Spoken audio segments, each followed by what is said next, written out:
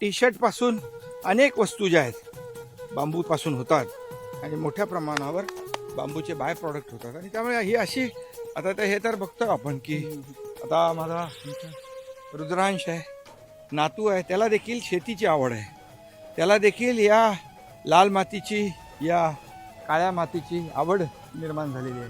तो गावी आला की म्हणतो चला आपण शेताकडे जाऊया, शेती करूया. आता त्याने देखील तिथे भाजीची रोपं लावली, टोमॅटोची रोपं लावली.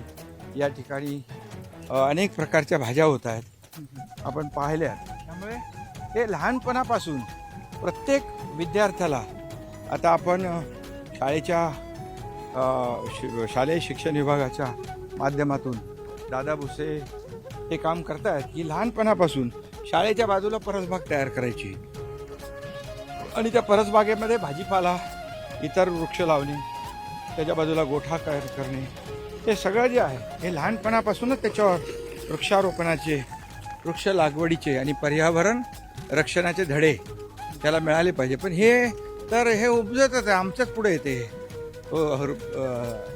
आमचा नातू रुद्रांश तो आला की पहिला त्याला शेतावर जायचं असतं.